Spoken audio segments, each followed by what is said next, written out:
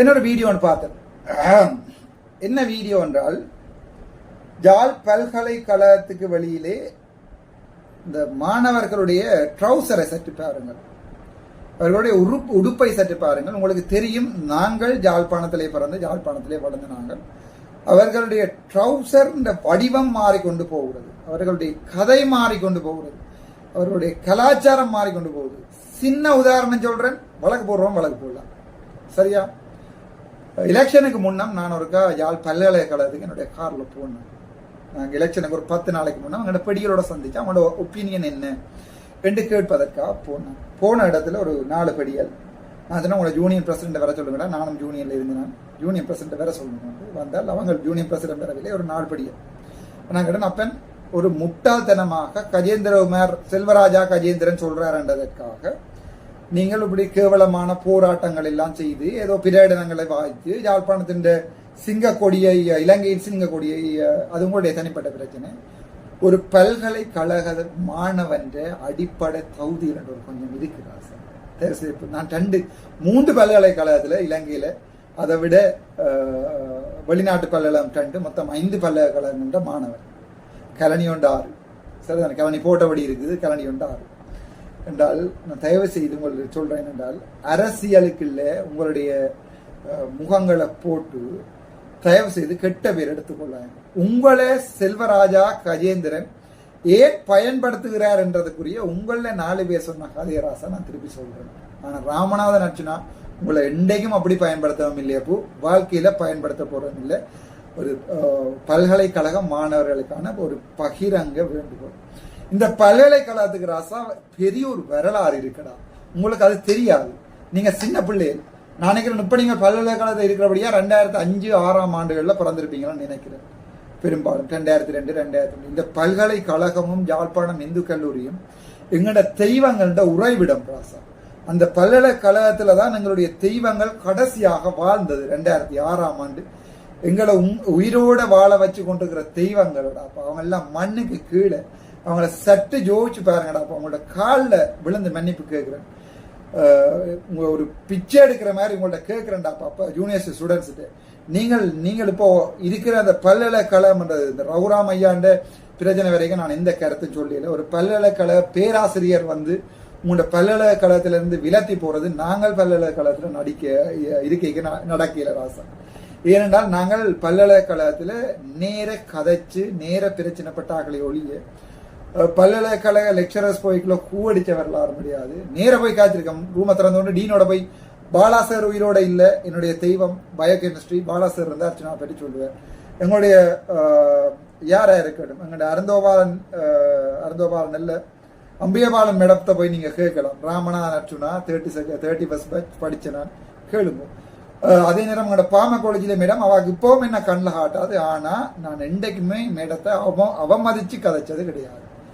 பிரச்சனையாக வச்சிருக்கிறேன், பிள்ளையான விஷயத்த பிள்ளைன்னு சொல்லியிருக்கேன். பேப்பர்ல எக்ஸாம்ல பேப்பர் எழுதாம திருப்பி கொடுத்து போட்டு வந்து ஃபெயில் ஆகிருக்கிறேன். ஆனா வாழ்க்கையில ஒரு பல்கலைக்கழகம் சார்பான பலவிதமான குற்றச்சாட்டுகள் இருக்கு, அதை நான் ஏற்றுக்கொள்றேன். இவர்களை தெற்கோட இருக்கிற பல்கலைக்கழகத்தோட ஒப்படைக்க எங்களோட ஜூனியர் லெக்சரர்ஸ் ஹெசரிமெண்ட் சொல்வார்கள் சிங்களத்திலே, நடைமுறைகள் பிழை, அவர்களுடைய தனிப்பட்ட பழிவாங்கல்கள் பிழை. இப்ப தெற்கு பல்கலைக்கழகத்துல மாணவர்கள் கூடவாக என்பதோ என்ன தனிப்பட்ட பழிவாங்கல்கள் இருக்காது. ஆனால் யாழ்ப்பாண பல்கலைக்கழகத்தில் அது மெலிந்து போன ஒன்று.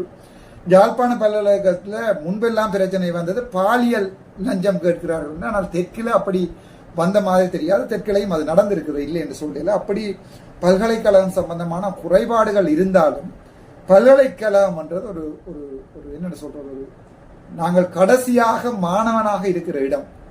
அங்க இருந்து கொண்டு செல்வராஜா கஜேந்திரன் இப்ப நான் கேட்டேன் எங்கட படிகள்கிட்ட, அடி ஏண்டாப்பா அவங்கள்ட்ட இதுக்கு பொலிட்டிக்ஸுக்கு போறீங்க, அப்ப நான் பொலிட்டிஷியன்ஸ் எல்லாம் எலெக்ஷன் கேட்கறதுக்கு ரெடி ஆகி கொண்டிருக்கிறேன். அப்ப உங்களுக்கு ஏன் செல்வராஜா கஜேந்திரன் இந்த சைக்கிள் கட்சிகளுக்கு போய் ஏன் ஆர்ப்பாட்டங்களுக்கு போறீங்க என்ன சொன்னாங்க தெரியுமா? பதில் நினைச்சு சரியா கவலைப்படுறேன்.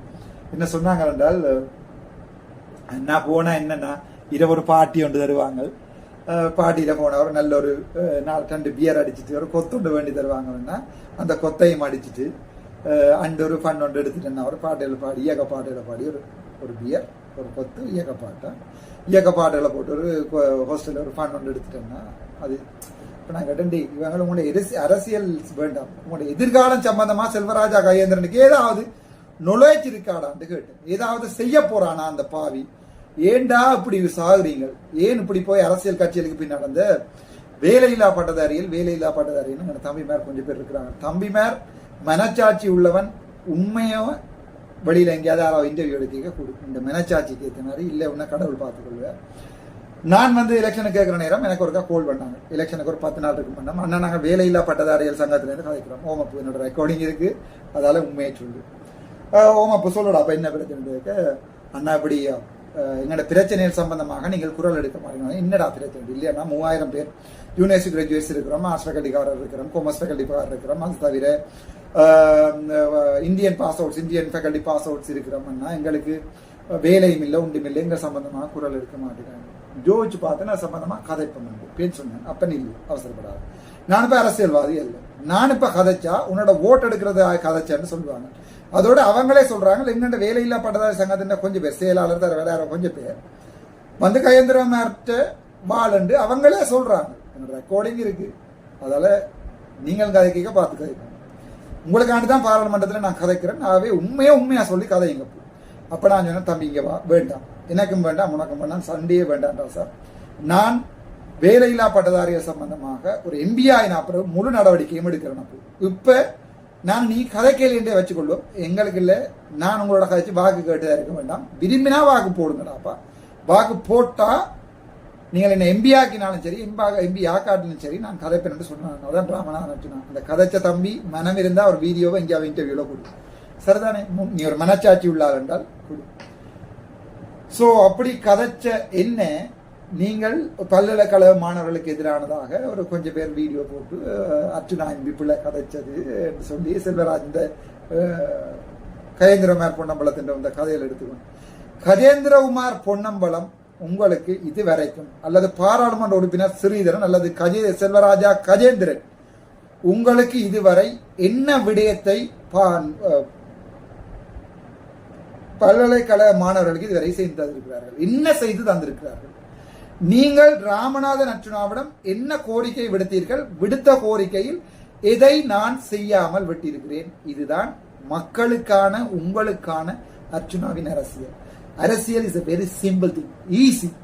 உண்மையாயிரு. உன்னுடைய பேங்க் அப்பா ரைட் உண்ட வெயிட் ரெடி பண்ணி கொண்டு நான் உங்களுடைய பேங்க் அப்ப உங்களுக்கு தேவையா தம்பி ராசா? அந்த பேங்க் அப்ப ஓன் பண்றேன். அதுல கிடக்கிற காசு இவ்வளவு தான். இதை விட என்னோட காசு இல்லை. நான் உண்மையை உங்களுக்கு பொய் சொல்றேன், உண்மையை சொல்றேன். சரிதானே? சுயர்தன் மாதிரி எந்த பேரை சொல்லி உழைச்சிட்டு போ. ஆனா நீ என்ன பெரிய ஏதாவது தவறான சுயர்தன் ரிப்போர்ட் நான் பார்த்துக்கொள்றேன், உனக்கு நான் அடிக்கிறேன்டி எல்லோடி. அப்ப தெரியும். பாப்பம் இந்த அங்க வாரு என்னுடைய பேங்க் ஆப் எனக்கு இந்த பேங்க் ஆப்ல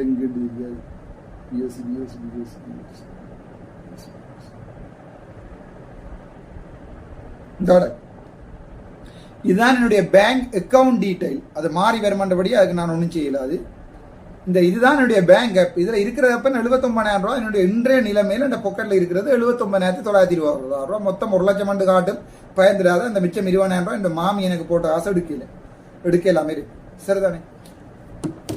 உண்மையை சொல்லி அரசியல் செய்யறது சரியான ஈஸி. யாருக்குமே பயப்பட தேவையில்லை. இந்த சம்பளம் என்னன்னு சொல்லி இருக்கு, தெளிவா சொல்லி இருக்கு. இப்ப என்ன செய்வீங்க தம்பி சுயர்தன்? நாங்கள் உண்மையாவே சொல்லி இருக்கிறோம். ரைட் இன்ஃபர்மேஷன் ஆக்ட்ல parliamentary affairs, ministry of parliamentary அஃபேர்ஸுக்கு அர்ச்சுனாவுடைய சம்பள விவரத்தை தெரிஞ்சோம்னா அப்படியே தருவாங்க. வேண்டியாரா போடு.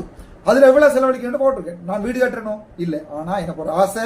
என்னோட பெரியவளான் வீட்டுல ஒரு 20 லட்சத்துல ஒரு சின்ன டென்ட் ஒன்று அடிக்கணும் ஆசை. எனக்கு வேற ஒன்றும் தேவையில்லை. ஒரு டென்ட் கேட்பாங்க. 20 லட்சத்துல டென்ட் ஆகும்னு அடுத்த தலையங்கத்துல வீடியோ போடுவாங்க. ஒரு ஃப்ரேம் ஹவுஸ், அதை நான் ஸ்கிரீன்ஷாட் அடிச்சு வச்சிருக்கிறேன். இந்த கனவு அவ்வளவுதான். இந்த கனவு கணக்கெல்லாம் ஆசை இல்லை. அவ்வளவுதான். கணக்கெல்லாம் ஆசை இல்லை. இதான் என்னுடைய வீட்டின் டிசைன்.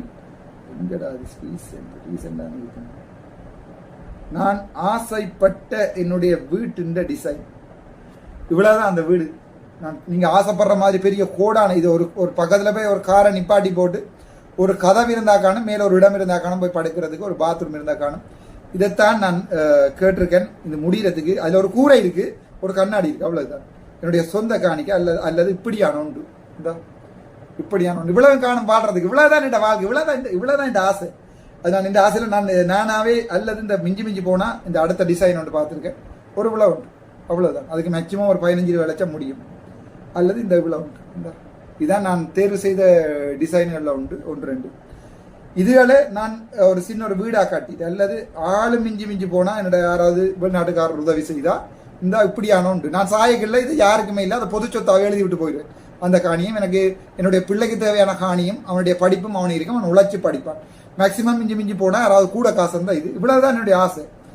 இதுல தான் வாழ போறேன். 7 மாண்டா உண்டே நீங்கள் கம்பு சுத்துற எம்பிஎல்ட்ட இப்படியான ஒரு குடிசையில வாழ சொல்லுங்கடா. இந்த இவ்வளவுதான் ஆசைப்படுறேன், வேற ஒன்றும் இல்லை. அதுக்குள்ள கொண்டே காரை விட்டு போட்டு இருந்து கதைக்கக்கூடிய மாதிரி ஒரு இடம். மிகவும் சிறப்பான இந்த இவ்வளவுதான் என்னோட சொந்த காணிக்கல கட்டப்படும். அரசியல் செய்யறது சரியான ஈஸி, எல்லாம் துறந்து செய்யறது அரசியல். ஒரு காசாசை, பொன்னாசை, பெண்ணாசை இல்லாம எல்லாம். ஆனா ஒரு காதல், அது என்னுடைய தனிப்பட்ட பிரச்சனை. இந்த காதலையும் தாண்டி தெளிவா சொல்லிக்க, காதலிக்கிறது, காதலிக்கப்படுறது அது எந்த பிரச்சனை. அதை நீங்க பர்சனலா தூக்குவியலா இருந்தா யூடியூப்கள்ல நான் அதை அடிப்பேன். என்னுடைய வரலாறு நான் மக்களுக்கு சொல்லியிருக்கேன். அதையும் தாண்டி நான் சாயக்குள்ள என்னுடைய இருக்க வேண்டிய சொத்து என்று நான் ஆசைப்படுறது இது மட்டும்தான். இப்ப விளங்கி கொள்ளுங்க படிவா, நீங்க என்ன கும்மி அடிச்சாலும் என்னுடைய அரசியலை கேள்விக்குறிக்கு ஏற்படுத்தல. நானா விட்டு போன வழியா அல்லது நீங்களா சுட்டா வழியாடா காசு கொடுத்து ராமநாதன் அர்ச்சனாவை அரசியல் என்று திலத்திரன்றது கனவுலையும் எதிர்பார்த்து நடக்காத விஷயம். இது ராமநாதன் அர்ச்சனா அரசியல். Thank you doctor Ramanathan Archana.